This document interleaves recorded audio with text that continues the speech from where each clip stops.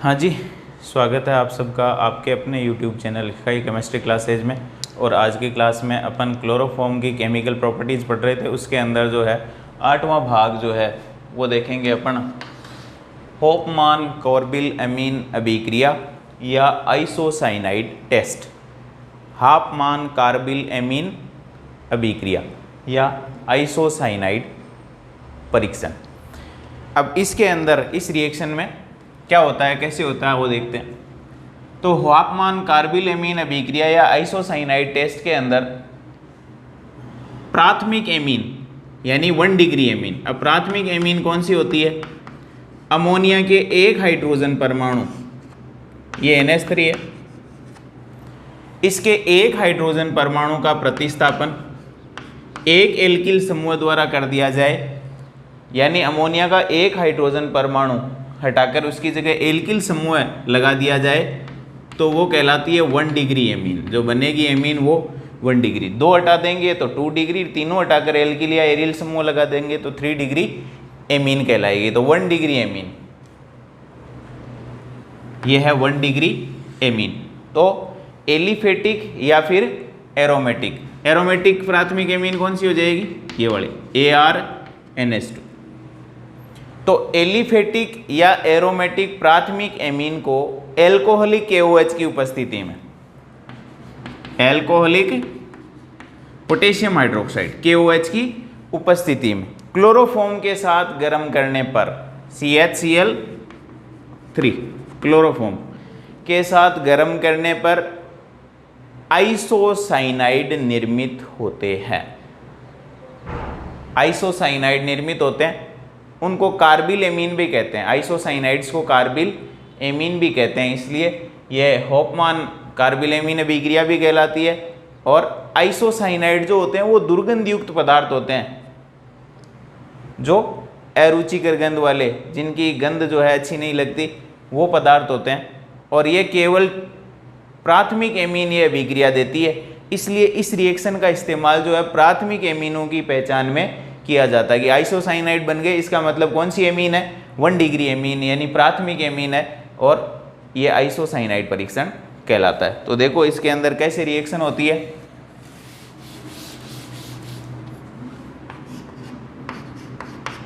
Aliphatic या aromatic प्राथमिक amine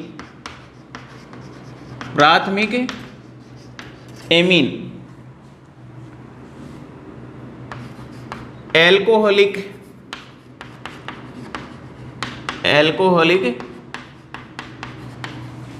KOH की उपस्थिति में क्लोरोफॉर्म CHCl3 के साथ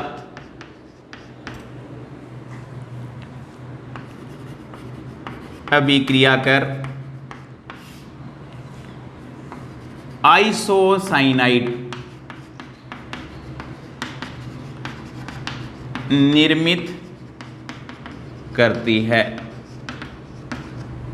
आइसोसाइनाइड निर्मित करती है। यह है होफमान कार्बिल एमीन अभिक्रिया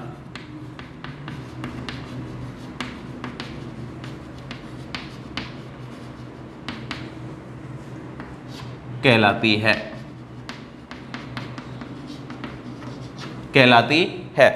इसे आइसोसाइनाइड परीक्षण भी कहते हैं। इसे आइसोसाइनाइड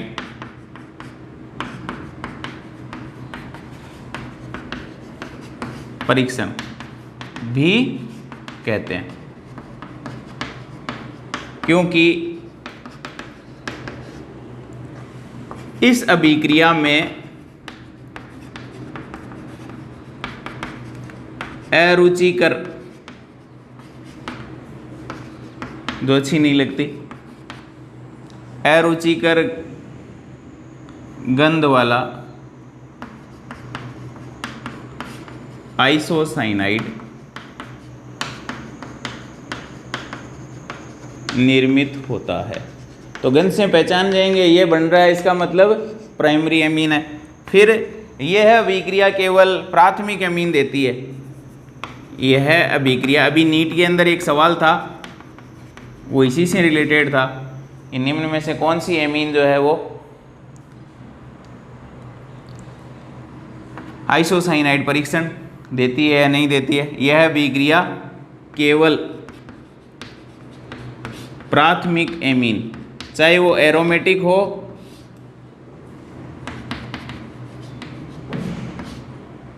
एलिफेटिक या फिर एरोमेटिक, दोनों देती है, लेकिन होनी कैसी चाहिए,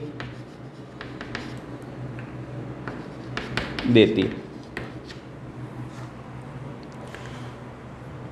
ये तो बात हुई इसकी कि एलिफेटिक या एरोमेटिक प्राथमिक एमीन जो है वो एल्कोहलिक KOH की उपस्थिति में क्लोरोफॉर्म के साथ अभिक्रिया करके और आइसोसाइनाइड बनाती है। यह अभिक्रिया आइसोसाइनाइड परीक्षण, और आइसोसाइनाइड्स को कार्बिल एमीन भी कहते हैं, आगे देखेंगे नोमेनक्लेचर में। तो कार्बिल एमीन या आइसोसाइनाइड बनाती है, इसलिए इसको आइसोसाइनाइड परीक्षण या कार्बिल एमीन अभिक्रिया कहते हैं। आइसोसाइनाइड अच्छा नहीं लगने वाला अरुचिकर गंध वाला पदार्थ है, तो बनते ही पता लग जाएगा। और ये अभिक्रिया केवल प्राथमिक एमीन यानी एलिफेटिक या एरोमेटिक कोई सी भी हो सकती है, यानी या तो हो सकती है RNS2 और या हो सकती है ArNS2, ये देंगी। केवल 2 डिग्री और 3 डिग्री एमीन ये अभिक्रियाएं नहीं देती है। चलो रिएक्शन देखते हैं।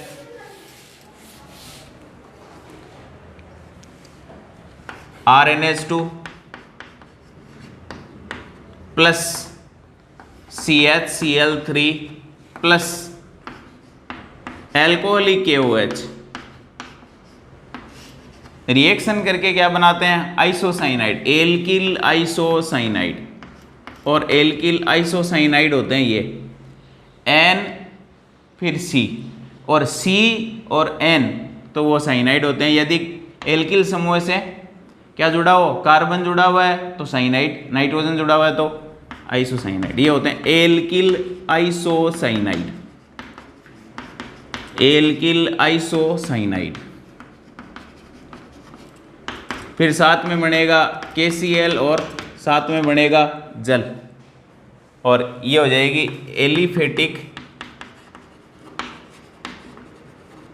1 डिग्री या प्राथमिक एमीन, प्राइमरी एमीन।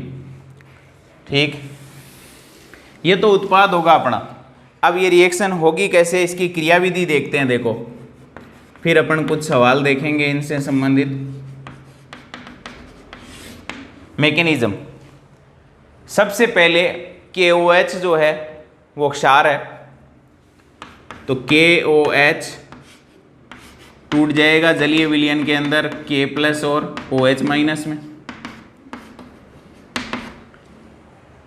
KOH टूट करके क्या देगा, K प्लस और OH माइनस। अब जो OH माइनस है वो क्लोरोफॉर्म का ये एसिडिक हाइड्रोजन ले लेगा। अब क्लोरोफॉर्म को मैं यूं लिख सकता हूं CHCl3। क्षार क्या काम करता है, क्षार अम्लों से H प्लस आयन ले लेता है यदि देने की स्थिति में है वो तो। अब ये हाइड्रोजन H प्लस आयन के रूप में निकलने की स्थिति में इसलिए है कि इस कार्बन से जुड़े हुए 3 विड्रॉइंग समूह जुड़े हुए हैं, 1, 2 और 3। ये क्या करेंगे, इलेक्ट्रॉनों को अधिक विद्युत ऋणता के कारण अपनी तरफ खींचेंगे, और खींचेंगे तो कार्बन पर क्या होगा, पॉजिटिव चार्ज बढ़ेगा। अब कार्बन की कोई इलेक्ट्रॉन खींच रहा है कार्बन वाले, तो कार्बन क्या करेगा, कमजोर के इलेक्ट्रॉन कार्बन भी खींचेगा, और कार्बन किसके इलेक्ट्रॉन ले लेगा, हाइड्रोजन के, और हाइड्रोजन किस रूप में निकल जाएगा, H प्लस के रूप में। तो वो H प्लस जो है वो तो ले लेगा ये OH माइनस, तो क्या बन गया H2O। पीछे हाइड्रोजन जो है वो इलेक्ट्रॉन छोड़ के जाएगा, बेचारे को कौन देता है, सबसे कमजोर। कमजोर तो सामान छोड़ के जाना पड़ता है उसको, साथ कौन ले जाने देता है। तो इस बंध के अंदर 2 इलेक्ट्रॉन है, एक कार्बन का और एक हाइड्रोजन का। किसको मिल जाएंगे, दोनों कार्बन को। अब कार्बन को फायदा हुआ है, और यहाँ फायदा होता है तो माइनस से दर्शाते हैं। तो ये C पे ये 2 इलेक्ट्रॉनों के कारण क्या आ गया है, माइनस, एक कार्बन का और एक हाइड्रोजन का, और उसके कारण फायदा हुआ है तो माइनस, और ये 3 क्लोरीन जोड़ दिए। ठीक, अब इसके अंदर हाइड्रोजन को तो निकाल दिया, अब CCl बंद फिर ध्रुवीय है, तो यहां से क्लोरीन जो है वो क्या कह रहा है कार्बन को कि मैं इलेक्ट्रॉन लेके जाऊंगा, कार्बन से क्या कह रहा है कि इलेक्ट्रॉन लेकर जाऊंगा। अब ज़्यादा ही बार कोई कह दे कि लेके जाऊंगा, अरे क्यों तू ले जा तेरे इलेक्ट्रॉन, तो क्लोरीन यहाँ से इलेक्ट्रॉन लेकर के निकलता है। अब निकलने से क्या फ़ायदा है, क्यों निकलता है, निकलता इसलिए है क्योंकि ये तो है आवेशित स्पीसीज ट्राइक्लोरोकार्बेनाइन, ट्राइक्लोरो कार्ब एनायन ये है। अब यहां से जब ये इलेक्ट्रॉन, इस बंध के अंदर भी कितने इलेक्ट्रॉन लग रहे हैं 2, उधर से इसको फायदा हुआ था, क्यों, क्योंकि एक हाइड्रोजन वाला मिल गया। अब की बार इसको भी गुरु मिल गया, क्या, क्लोरीन इलेक्ट्रॉन लेके जाएगा, वहां तो हाइड्रोजन वाले ले लिए तो एक फायदा हुआ, और यहाँ क्लोरीन लेके चला जाएगा यानी -Cl माइनस के रूप में निकलेगा, तो एक का फायदा हुआ था एक का नुकसान, अब हिसाब किताब बराबर, तो ये बन जाएगा CCl2। C पर 2 इलेक्ट्रॉन दिख रहे हैं, वो तो ये रहे। अब माइनस था किसके कारण, हाइड्रोजन वाले इलेक्ट्रॉन ले लिए थे छीन करके, तब था माइनस, अब वो कार्बन के ले गया, बराबर हिसाब, तो यहाँ 2 इलेक्ट्रॉन रह गए, माइनस हट गया जो फायदे वाला था, और ये बन जाता है डाइक्लोरोकार्बीन, डाइक्लोरोकार्बीन।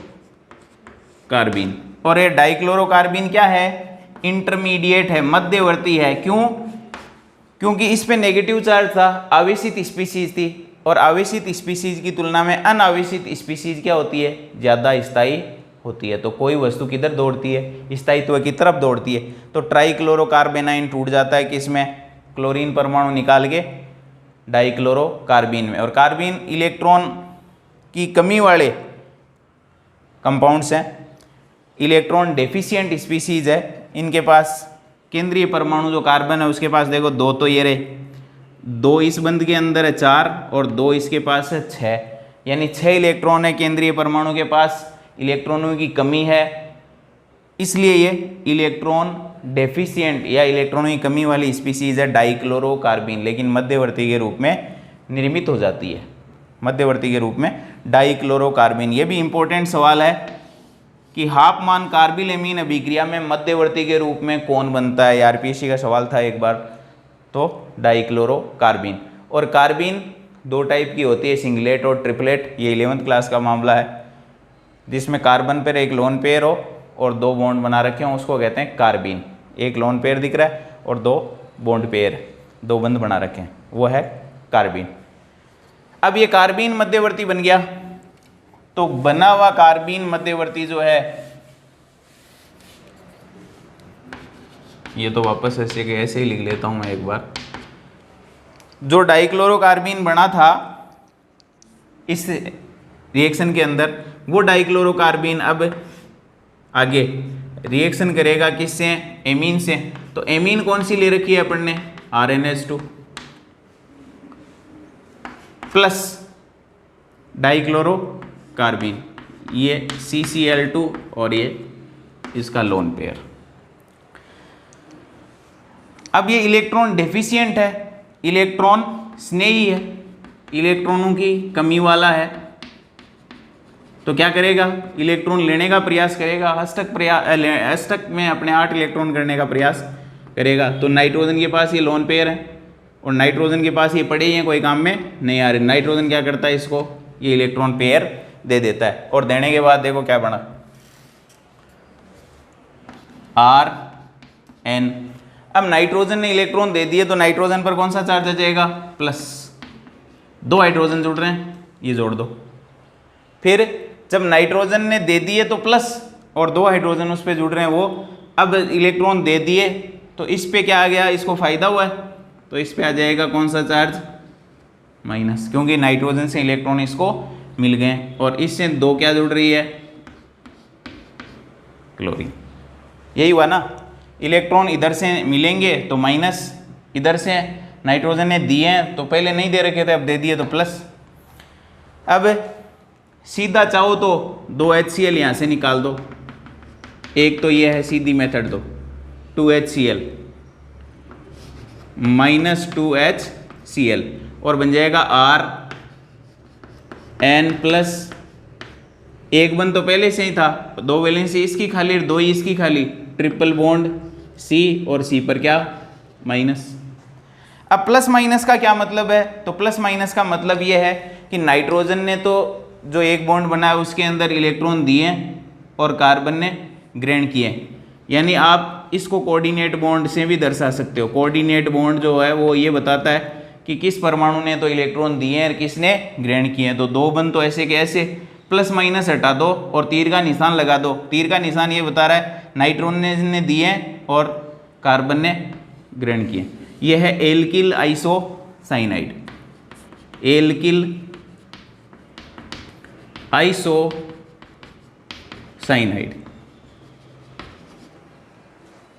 प्लस माइनस हटा दो, माइनस की तरफ तीर का अगला सिरा और प्लस की तरफ तीर का पिछला सिरा रख देते हैं, एल्किल आइसोसाइनाइड बन जाएंगे। अब यदि मैं रिएक्शन को यहाँ से ही आगे नहीं बढ़ाता हूँ, यहाँ सीधा जो है Cl और HCl 2 नहीं निकाल के इसको देखो और आगे बढ़ाते हैं,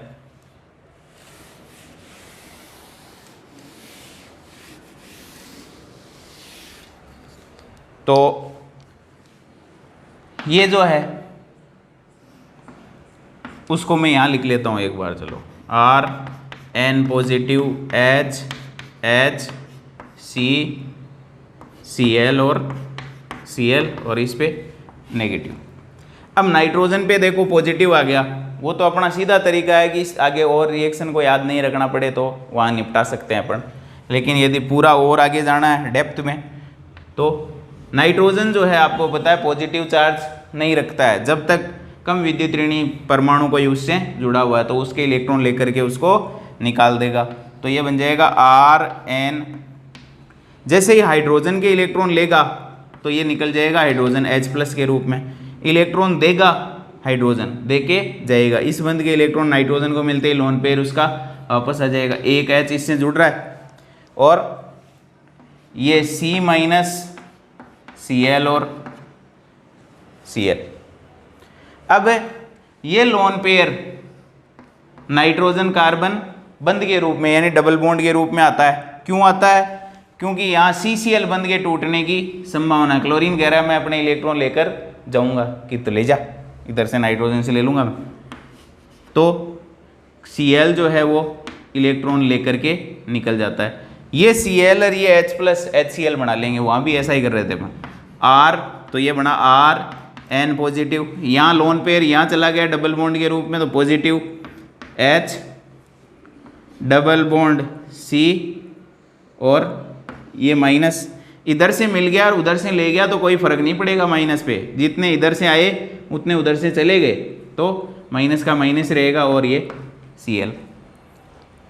फिर अब आपको पता है नाइट्रोजन पर फिर पॉजिटिव आ गया तो नाइट्रोजन क्या करेगा, इस NH बंध के फिर इलेक्ट्रॉन ले लेगा तो -H+ हाइड्रोजन निकल जाएगा और ये बन जाएगा Rn पॉजिटिव, सॉरी N पे लोन पेयर वापस आ जाएगा, H को निकाल देगा, इस बंध के दोनों इलेक्ट्रॉन लेते ही नाइट्रोजन पर पॉजिटिव हट जाएगा, लोन पेयर वापस आ जाएगा, C- और Cl।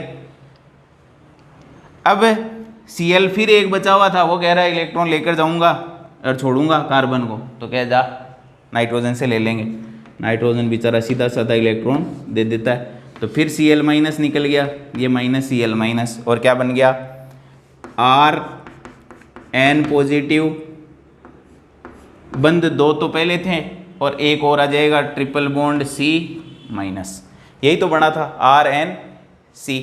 अब RnC को दूसरे तरीके से अपन यूं दर्शा सकते हैं कि इस पॉजिटिव और नेगेटिव को हटा दो और एक को कोऑर्डिनेट बॉन्ड बना दो, यानी Rn 2 बंद और तीसरे बंद को क्या बना दो ये, और चाहो तो इस बंद को कोऑर्डिनेट बॉन्ड इसलिए कह रहे हैं कि इस परमाणु ने तो दिए हैं, यानी इस बंद के अंदर लगे हुए दोनों इलेक्ट्रॉन किसके हैं, नाइट्रोजन के हैं, कार्बन का इसमें कोई योगदान नहीं है। तो नाइट्रोजन को तो नुकसान हुआ है और कार्बन को फायदा हुआ है। इस बंध का मतलब ये है कि इस बंध में लगे हुए दोनों इलेक्ट्रॉन इस परमाणु के हैं, इसका कोई योगदान नहीं है। तो इसको तो प्लस दे दो और इसको माइनस, और इस बंध को हटा भी सकते हो। तो वापस क्या आ जाएगा, Rn पॉजिटिव, 3 बंध हो गए और C नेगेटिव, यानी प्लस माइनस हटाओ तो एक बंध को क्या कर दो, कोऑर्डिनेट बंध या उपसह संयोजन बंध निर्मित आप कर सकते हो। तो ये बन जाएगा एल्किल आइसोसाइनाइड। तो ये रहा एल्किल आइसोसाइनाइड। अब देखो, एक H प्लस एक Cl माइनस, एक H प्लस एक Cl माइनस, कितने H और कितने Cl, 2H और 2 Cl, 2HCl। अब एसिड जो है HCl वो अपन ने क्षार ले रखा है KOH, उसके साथ रिएक्शन करके बना लेंगे 2KCl, यानी अम्ल क्षार अभिक्रिया करके 2 तो जल के अणु बना लेंगे और 2 बना लेंगे किसके, KCl के अणु। ठीक, अब पहले जब अपन ने रिएक्शन स्टार्ट की थी पीछे, तो 2 KCl और 2 जल के अणु तो ये रहे, और जब रिएक्शन स्टार्ट की थी तो अपन ने स्टार्ट किया था क्लोरोफॉर्म की KOH के साथ रिएक्शन, है ना। तो ये H प्लस और ये OH माइनस, एक जल का अणु ये था, तो जल के अणु कितने हो गए, 3, तो 3 तो जल के अणु आ जाएंगे। और फिर CCl3 माइनस यानी ट्राइक्लोरोकार्ब एनायन, वो टूट रहा था, आप पीछे देख सकते हो, ये था, ये Cl माइनस और CCl2 डाइक्लोरोकार्बीन बनाता है। तो जब टूट रहा था CCl2 बनाने के दौरान तो एक Cl माइनस निकला, और एक Cl माइनस इस K प्लस के साथ मिल करके KCl बना लेगा। तो एक KCl तो ये वाला और 2 KCl ये वाले, टोटल 3 KCl। अब KOH के मॉलिक्यूल कितने काम में आए, KOH का एक तो यहाँ देखो शुरुआत में ही काम में आ गया, और 2 यहाँ आ गए, ये 2 और 1 3, तो 3 KOH हो जाएंगे, और एक क्लोरोफॉर्म आ जाएगा, एक एमीन का मॉलिक्यूल काम में आएगा। ये क्रियाविधि होगी इसकी। तो एलिफेटिक या एरोमेटिक प्राथमिक में एमीन को क्लोरोफॉर्म के साथ KOH की उपस्थिति में आइसोसाइनाइड बनते हैं, और KCl और जल साथ में निष्कासित होता है। अब देखो सीधा तरीका क्या है, R था उससे NH2 जुड़ा हुआ है, सीधा क्या बना दो उसका, यदि क्लोरोफॉर्म और KOH जुड़ा हुआ है तो RNC प्राथमिक एमीन जुड़ी हुई है, तो C6H5NH2 ले लूं मैं, क्या ले लूं, तो ये सवाल हो जाएगा अपना C6H5NH2 आपको दे रखा है क्लोरोफॉर्म यानी CHCl3 और लिख रहा है आगे एल्कोहलिक KOH, और क्या करवा रहे हैं, रिएक्शन गर्म करते हैं इनको। तो बताओ क्या बनेगा।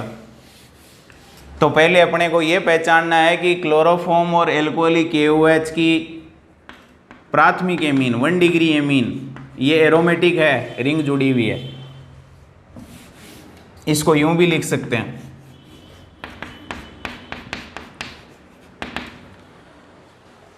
प्राथमिक एमीन है, क्लोरोफॉर्म और एल्कोहलिक KOH लिखा हुआ है, इसका मतलब कौन सी रिएक्शन है, कार्बिल एमीन अभिक्रिया, कार्बिल एमीन अभिक्रिया या आइसोसाइनाइड परीक्षण। तो सीधा क्या बना दो, C6H5N double bond coordinate bond C plus 3 KCl और 3 H2, ये सीधी रिएक्शन हो जाएगी। यदि मैकेनिज्म पूछता है तो इस तरीके से, उत्पाद पूछता है तो सीधा क्या बना दो उसका, आइसोसाइनाइड बना दो। C6H5N तो है ही, आगे C लिख दो सीधा। तो डबल बॉन्ड ये अपन इसको नहीं, आपको नहीं समझ में आया, कहीं याद नहीं रहे तो NC यूँ सीधा भी लिख सकते हो, C6H5NC, ये हो जाएगा फेनिल आइसोसाइनाइड, और ये एनिलीन या बेंजेन एमीन 1 डिग्री एमीन। अब कौन सी एमीन, निम्न में से कौन सी एमीन कार्बिल एमीन अभिक्रिया नहीं देगी, निम्न में से कौन सी एमीन आइसोसाइनाइड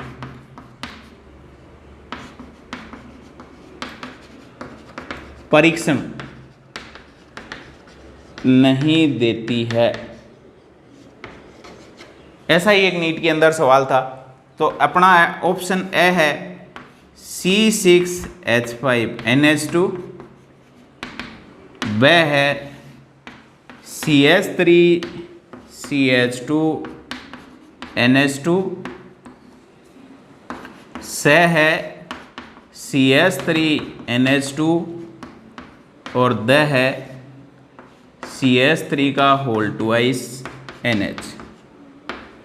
इनमें से कौन सा आइसोसाइनाइड, कौन सी एमीन है जो आइसोसाइनाइड टेस्ट नहीं देती है, वो बताना आपको ऑप्शन। और अगला आपके लिए सवाल है, कंप्लीट करना है रिएक्शन को CH3NH2 plus CHCl3 plus alcoholic KOH, क्या बनेगा वो बताना आपको। दूसरी रिएक्शन आपके लिए है CH3CH2CH2NH2 plus CHCl3 plus alcoholic KOH। Question number 1 ये आपके लिए दूसरा और ये क्वेश्चन तीसरा। और चौथा सवाल है, आइसोसाइनाइड परीक्षण में